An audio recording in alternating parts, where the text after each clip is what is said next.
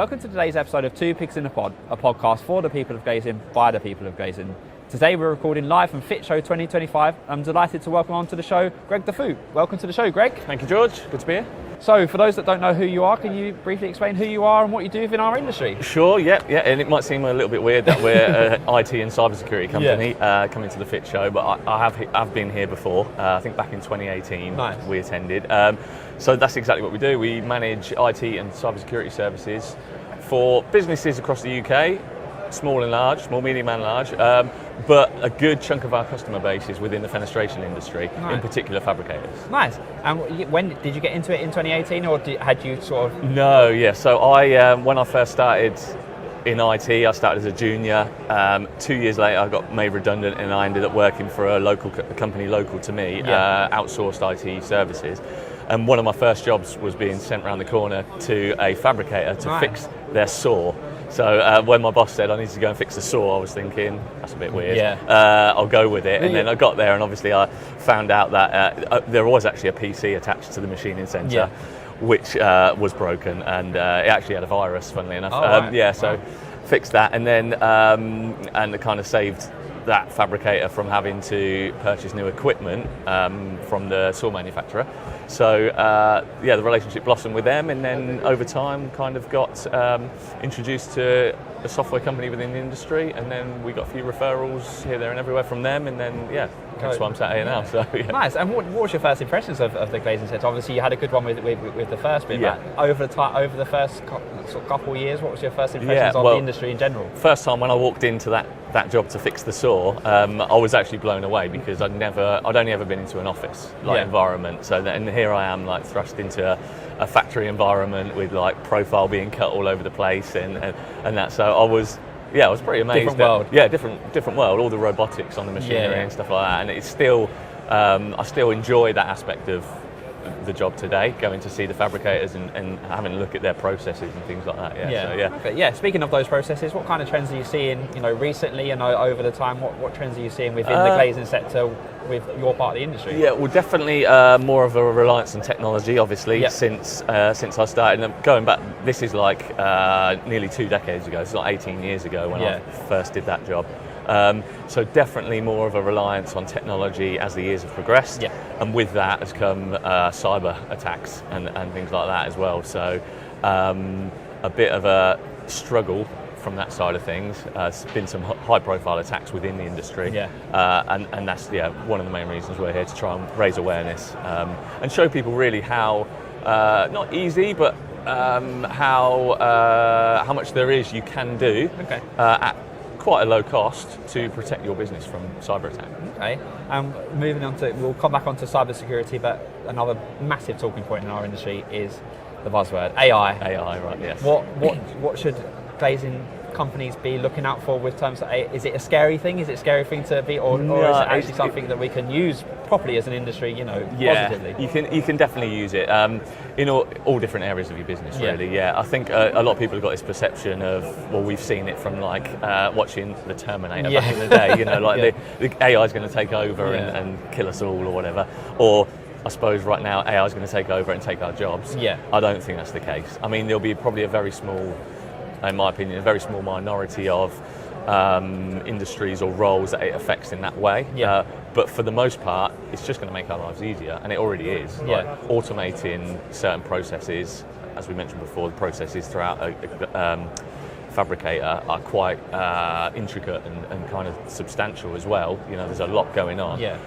If you can use technology to automate those processes, then firstly, you're going to grow your profit margins.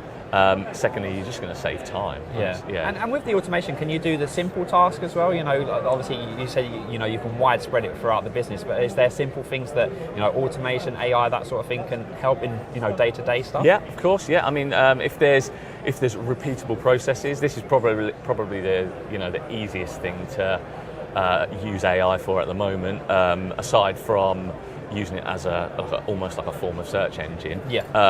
Creating, especially with the Microsoft product stack, you can take some of those repeatable processes. It might be someone needs to copy data from here to here on a daily basis or whatever, Yeah. you can use AI to do that sort of thing. Okay.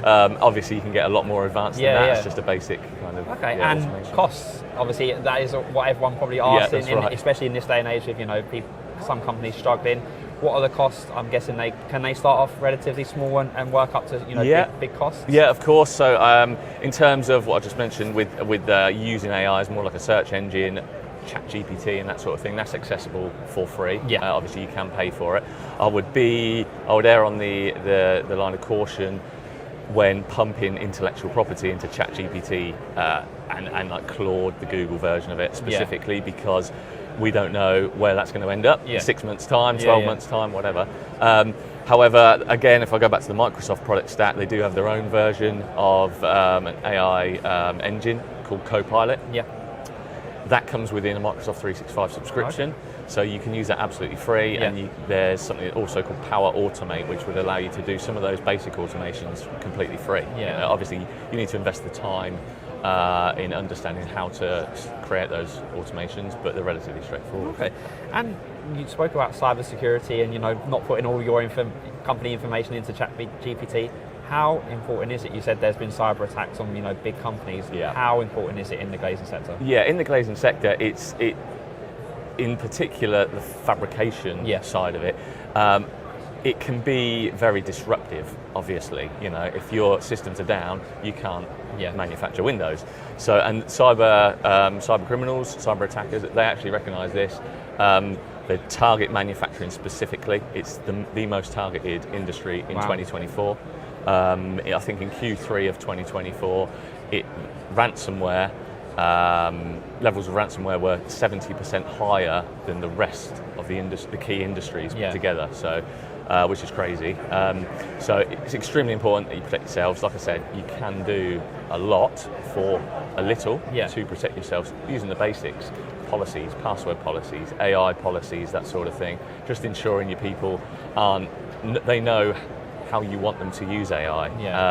They know the best practice to setting their passwords up, that sort of thing. So Okay, and like you said, it can be possibly a cheap thing to do, to implement specific stuff, but actually going up to, what would you say are the challenges that are facing most companies that you're talking to now? Some of the biggest challenges are just awareness, really, around people.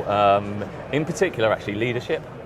It's difficult to get leadership buy-in to cybersecurity. It seems to be, at least.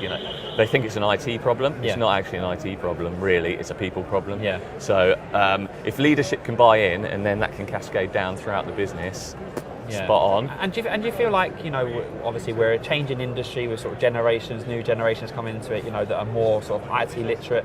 Are you feeling that the tide is turning slowly of people having that base understanding of things like cybersecurity? It's getting there for sure. I'm obviously, like say, people they're way more able nowadays, for lack of a better word, just to come in and crack on and use technology day to day.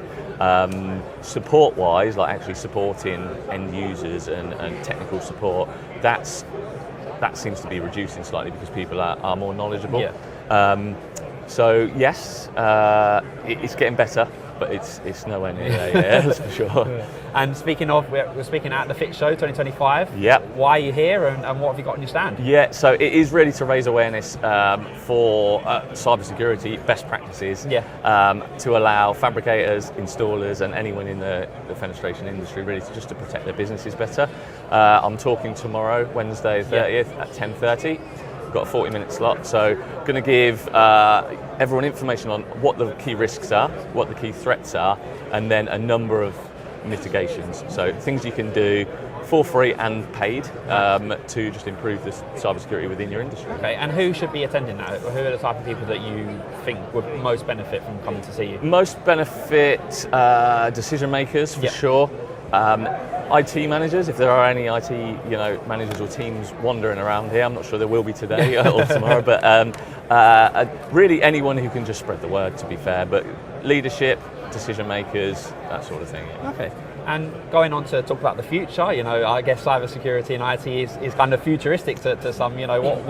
do you see happening in the next sort of 1 to 2 years in our industry? Definitely AI is going to play a much bigger part than it is already. And there's going to be more cyber attacks, unfortunately.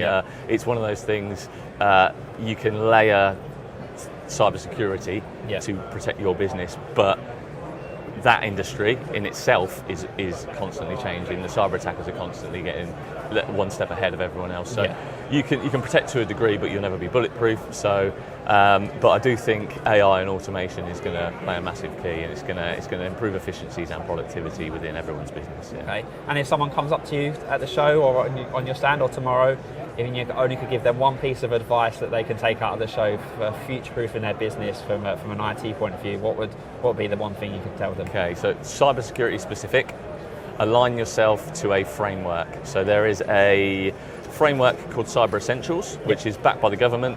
It's produced by the National Cybersecurity Centre. It's inexpensive, costs you about 600 quid a year, and it is a framework for you to mitigate risk in 5 key areas of your IT systems. Self-assessment, do it yourself.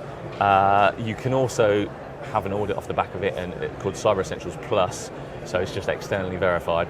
But that, if you align yourself to Cyber Essentials, that will get you in a great position to protect your business from cyber attack. Nice. And for people at the show and people after the show, where can they find you? Okay, so they can find us at our website, dufeu-it.co.uk. We're on LinkedIn as well if you search Dufeu IT Solutions. And yeah, that's probably your best bet. Perfect. Well, thanks very much, Greg. We're going to go now onto our quick 5 question round. So it's something that we always do with our podcast episode, and it's very easy questions. It's 1 word, 1 sentence answer. Right, okay. And first thing that comes to your head. So we'll start off. Do you prefer talking over email or by phone? Phone. What's your first gig you ever attended? It was Oasis, I think, in Milton Keynes years ago. Are you going back there? No, I'm not. I didn't get tickets. No, it's so hard. Yeah. What's your favourite thing to do outside of work? I'm into fitness, so anything like rugby, cycling, running, the gym, rock climbing. Nice. And speaking of cycling, you're doing maybe a little challenge. Yeah, just a small bike ride. With Kelly's Heroes. I'm part of the rock bottom team, so we're going from Gibraltar all the way back to the UK. That's happening in September, so I'm really looking forward to that. I've done a few challenges for Kelly's Heroes in the past. I climbed the Mont Blanc, and I also did an Ironman last year, so I'm really looking forward. Obviously, they're individual challenges. I'm looking forward to a team challenge. Nice. And speaking from a person that's well into IT, what's the last thing you Googled? Oh, God. Really boring. It was something to do with data protection for our ISO 27001. Nice. And lastly, to bring it back to the industry, are you optimistic for 2025 from your part of the glazing sector? Yeah, certainly. We're working with fabricators this year to ensure all of their legacy systems are updated by October. Microsoft, they're killing Windows 10 in October, so yeah, we're working closely with them to make sure that's done on time before it's a vulnerability. And yeah, it looks like from an outsider's point of view that fabricators in particular are, the economy's starting to pick up again. People are building houses and that, so it's all looking quite good. Perfect. Well, thanks very much, Greg. Thank you, George. For our last part of the podcast, we like to get our guests to give a shout out. It can be to anyone, it can be friends, to family, to people in the industry, people out in the industry. So fire away down to the camera. Okay, shout out, I've got 2 to be fair. Shout out to my team back at the office and on our stand, L30. And then a massive shout out to Mr. John Hewitt. So he has kind of been a bit instrumental in allowing me firstly to manage his network when I first started, and then he's become a great friend over time, hence the Kelly's Heroes connection. Perfect. Well, thanks very much, Greg, for joining us. And that's it for today, so I hope you can join us for another episode soon. You can find this episode and all others on our YouTube channel at People in Glazing Society, available to download on Spotify, Amazon Music and Apple Podcasts, and also on our website, www.peopleinglazing.co.uk. Thanks again to Greg, and see you again soon.